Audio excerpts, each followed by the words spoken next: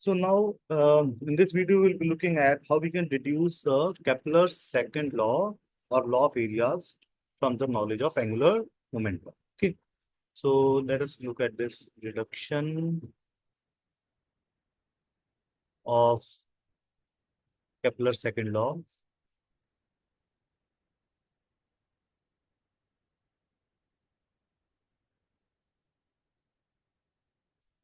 Uh, we know that when the planet is revolving around the sun, the angular momentum of any particle which is revolving is given by the formula L is equal to 2m into dA by dt.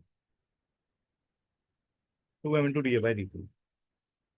Okay, now dA by dt here represents the aerial velocity of the planet which is revolving. Okay, so when the planet is revolving around the sun in the elliptical orbit, we know that the gravitational force between the planet and the sun. So let me make this. Okay, this is our sun, and the planet is revolving. So this is our planet. So this gravitational force between the planet and the sun, it provides the necessary centripetal force for the planet to revolve around the sun. Okay. So what is the angle between R and F? The F is towards the center, R is away from center. So the angle between R and F is equal to 180 degree. So what I mean to say here is that there is no torque provided by this force. Because if I apply the formula of torque, we know that tau is equal to R cross F. Okay, which is equal to RF sine 180 degree. Sine 180 degree is 0. So the torque is 0. So there is no torque provided by this gravitational force from the planet. So as we also know that torque tau is defined as is equal to dl by dt. Torque tau is equal to dl by dt. And this torque is 0.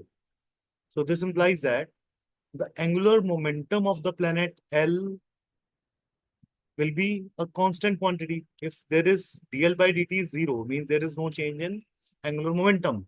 That means angular momentum will remain constant. So L is equal to constant. So if L here is constant, so L on the left hand side is constant, mass is constant quantity. So dA by dt 2m into dA by dt should also be a constant quantity.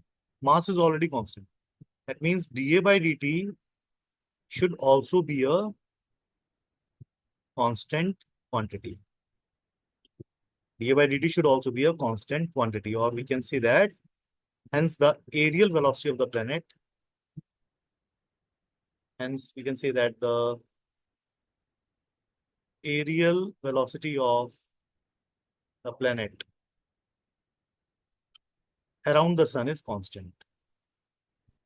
Around the sun is constant. So this proves our Kepler's second law of planetary motion. Okay. We can also, prove the Newton law of gravitation from Kepler laws. So let us see how we can prove Newton law from Kepler law. So let's do this deduction of Newton law of gravitation from Kepler laws.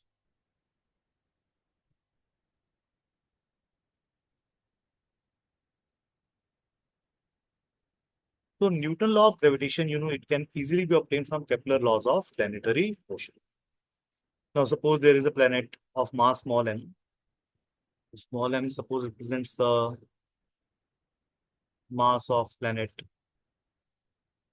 which is revolving around the sun.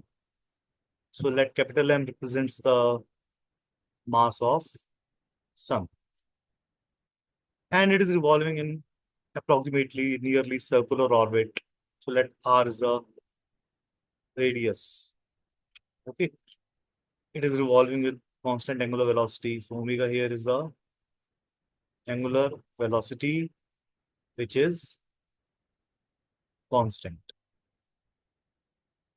Okay. So we know that omega is given by the formula omega is equal to 2 pi by capital T. Here capital T represents the time period of revolution of the planet. And the centripetal force which is required by the planet to revolve in the circular orbit, m r omega square. Okay. This is the formula for centripetal force. So this is also equal to mr into. Now what is the value of omega? Omega is 2 pi by capital T. So this is also squared. So what we obtain here is 2 to the 4. So we have 4 pi square mr divided by T square. Right?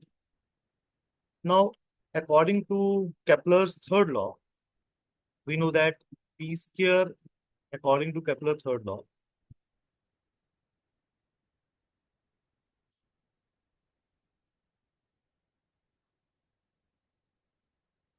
we know that T square is directly proportional to R cube. Or we can write that T square is equal to K R cube. So here, K is a constant of proportionality. K is a constant of proportionality. So we can write that above equation that we have F is equal to 4 pi square mr divided by T square. So we can write it as F is equal to 4 pi square mr. So numerator comes as it is divided by, now T square I am going to replace it with KR cube divided by KR cube. Or we can write it as 4 pi square divided by K on one side, and this R will get cancelled and the denominator will have R square. So now we have M divided by R square. So this expression, from there we can conclude that this F is directly proportional to small m divided by R square. Okay. So because 4 pi square by K is already a constant quantity, because 4 pi square by K is a constant quantity. We know this. Okay. And this centripetal force to the planet is provided by the gravitational force of attraction between the sun and the planet. Okay. And according to the Newton, the gravitational attraction between the sun and the planet is mutual. Okay, because the sun is applying gravitational pull on the planet, so planet is also applying gravitational pull on the sun. So if the force here is directly proportional to the mass of the planet, then this force should also be proportional to the mass of sun. So that means the factor which we are getting, that means 4 pi square divided by K, should also be directly proportional to the mass of the sun, which implies that 4 pi square divided by K should be equal to Gm. It should be equal to Gm. So if I put the value of 4 pi square is equal to Gm in our original equation, so F is equal to 4 pi square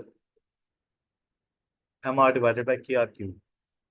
So what we get is, we get F is equal to,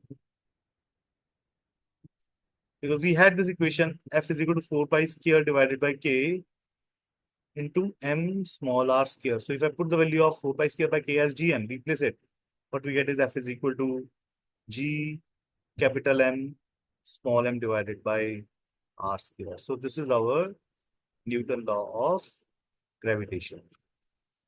Okay. So this is how we can derive Newton law of gravitation from Kepler law of planetary motion.